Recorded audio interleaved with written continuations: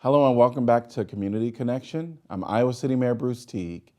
As we navigate the COVID 19 pandemic, one of the trickiest aspects has been handling the education of our children.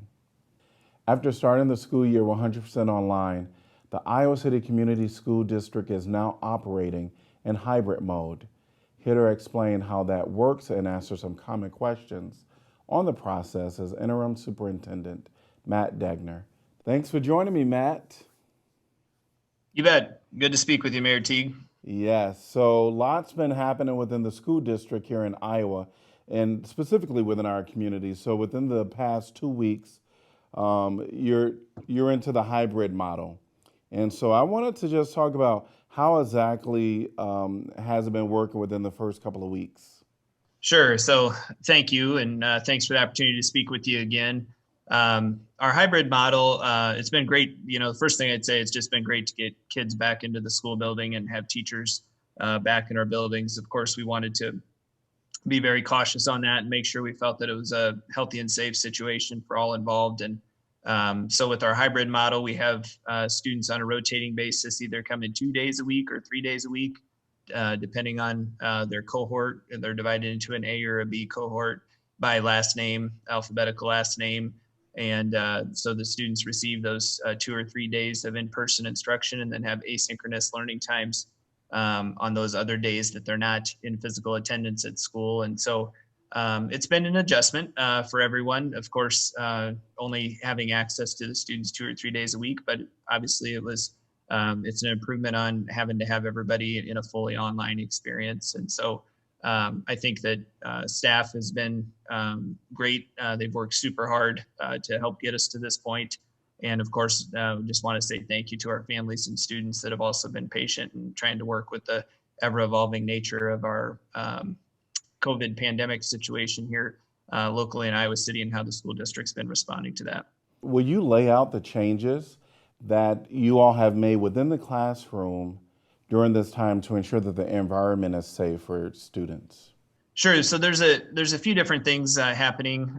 One would be, of course, our mask requirement, and that all staff and students are required to wear a face mask unless there's some kind of a medical exception for that reason. But of course, as you go through town and see people locally and even statewide or across the country, we know that's a pretty routine thing that we see now. And so for us in our district buildings, that's a requirement that all students and staff have to be wearing those masks. Another one that you would see is a lot more social distancing that we're trying to provide in our school buildings. So whether that's at lunchtime in the cafeteria, lunchtime sometimes in the classrooms, the way the classrooms are configured, we removed a lot of extra furniture over the summer to try to create as much space as available in those classrooms.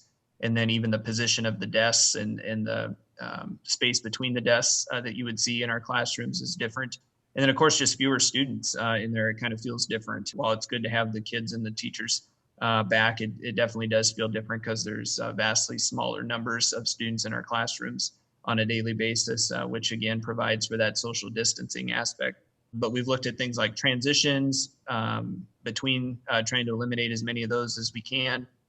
Traffic flow within the buildings and walkways for students and staff. And so a lot of the typical things I think you would see in community spaces throughout the larger local community here, we're of course employing in our school buildings as well. So you mentioned smaller classroom sizes, less students, and I'm assuming that that has a lot or something to do with the online learning options that parents have the option to opt in or opt out, but it would be 100% online for those that accepted the online option. Can you talk about a little bit about what the feedback has been with the online only option? Sure, you bet, Bruce. We've had about 40% of our students and families elect into the online only option through the first trimester. That's what we asked for the commitment to be, is through trimester one, that they would stay in that. And that, of course, was so we could align staffing and schedules appropriately and plan and prepare for that. So we had about 40% of our students that are in that online only option, which greatly reduced, like you said, the numbers of students that would be in that hybrid model, which allowed us to split about 60% of our student population into half on those hybrid days. And so that's why we felt good about making that transition to the hybrid model, because of some of the health and safety mitigation techniques we could employ with that amount of students and staff that would be on the building. As far as the experience around the online learning program, of course, I'm not going to sugarcoat it and say it's without challenges, because we know this is a different way to do school than we've typically done. And so connectivity, trying to get as many families connected that didn't have home internet service, has been a large effort of ours, even since the spring when we went to the original quarantine time period.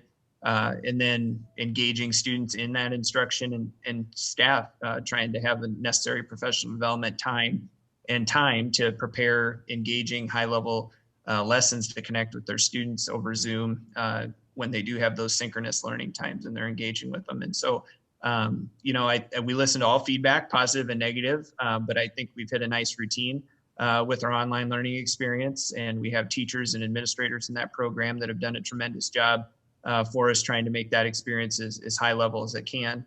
So very thankful for their efforts in that regard. You mentioned that there are some struggles with some of the online learning, and of course, the last time I spoke to you, internet was a part of a challenge for some individuals. Can you tell us about what some of the challenges are now with those online learning students? Technology, they're using Zoom.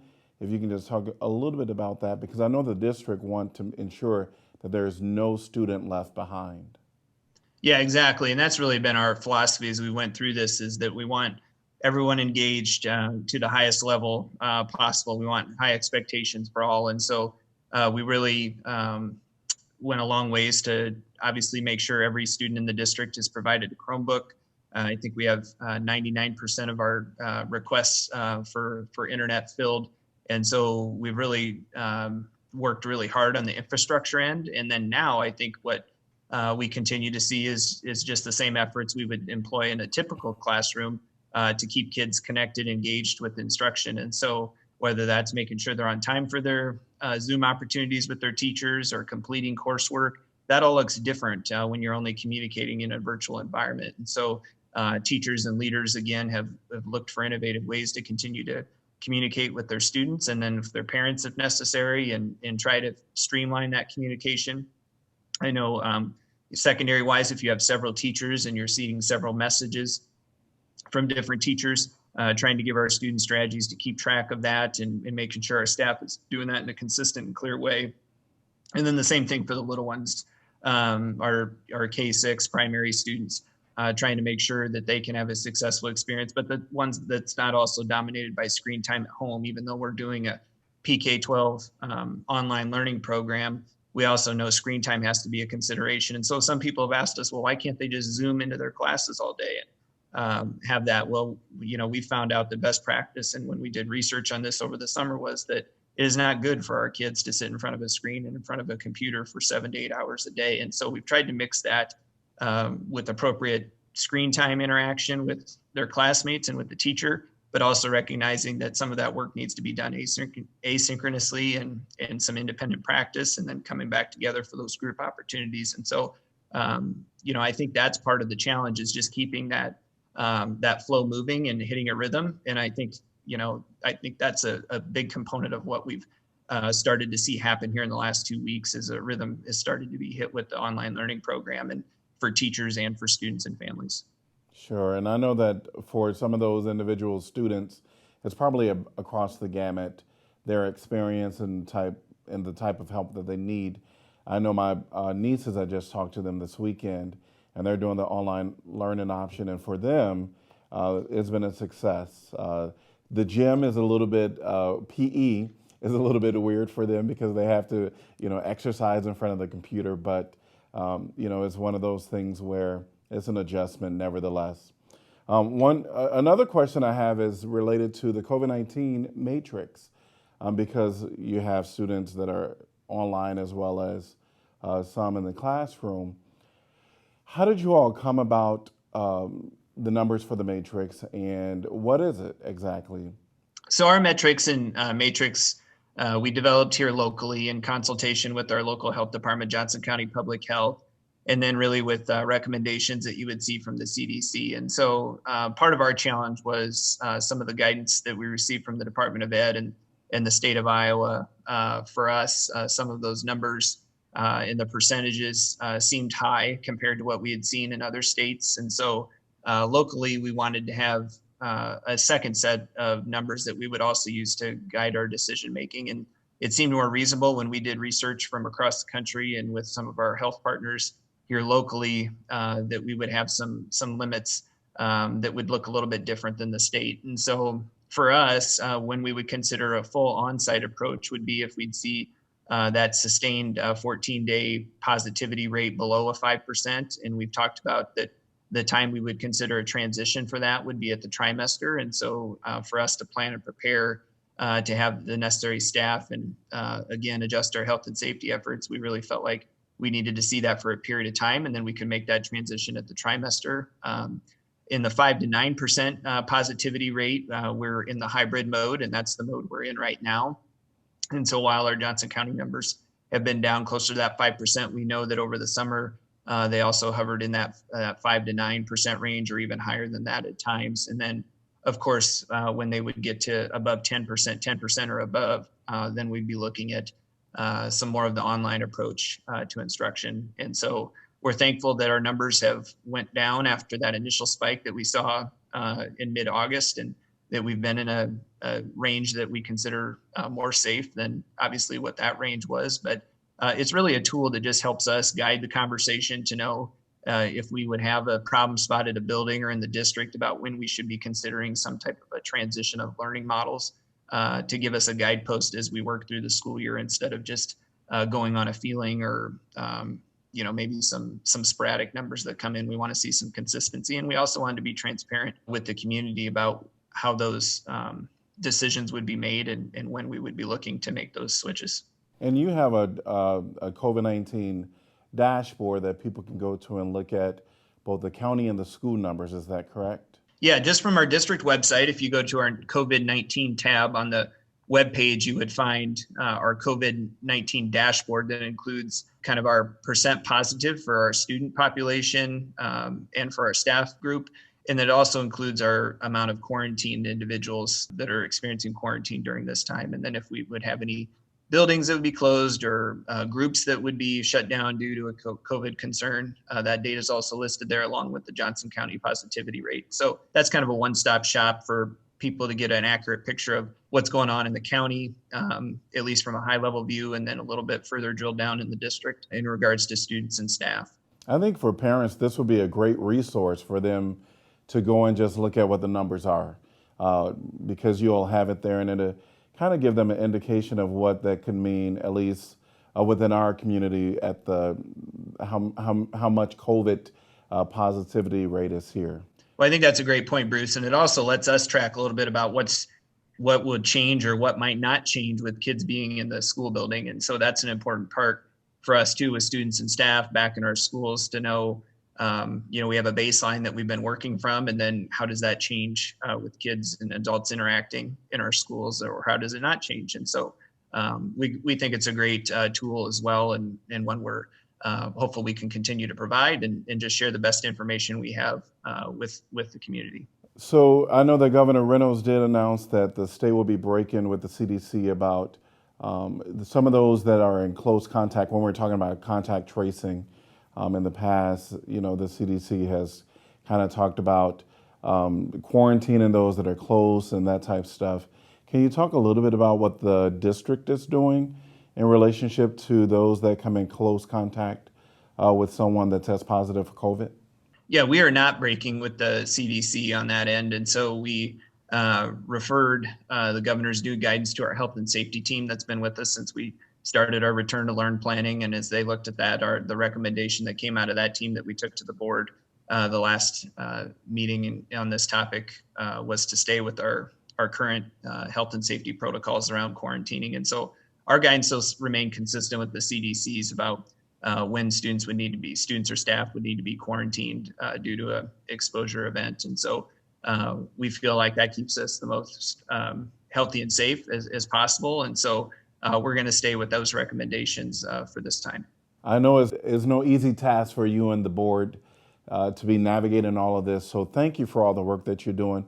And I also want to thank you for the transparency that you provided for us today and also throughout this entire process. I think it's very important for people to hear some of the rationale and actually see the process that you and the board have been going through. So thank you for that. And wanted to allow you any opportunity to give any final words to those that might be watching. Sure. Well, I just say thank you back and thanks for the kind comments.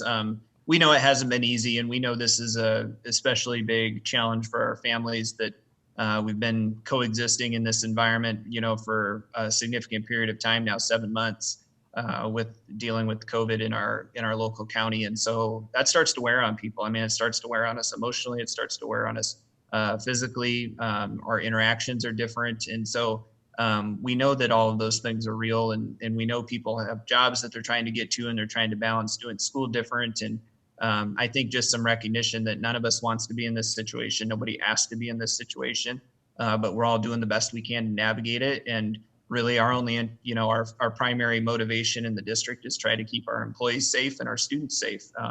And that is really what has driven our conversations and our decisions as we went throughout this. So we know we haven't made everybody happy, and that people have different takes on what the best decision to make here is. There's a lot of, it's trying to make the least bad decision a lot of times. And so we're playing the hand we're dealt, and we're trying to do the best we can with it. But we know this is a significant issue that isn't going away. It doesn't look like anytime soon. And so we're thankful for everyone's patience and commitment to doing the best for our kids. Thank you, thank you, thank you. And wish you the rest of a awesome and amazing week. All right. Thank you. You guys too. Take care. Yes, take care. That's our show for today. If you're wondering what the city is doing in response to the pandemic, you can visit us at icgov.org/coronavirus for details. We'll be back next week to discuss safety guidelines for the holidays with Johnson County Public Health. Make sure to tune in into that community connection. Until then, be safe, Iowa City.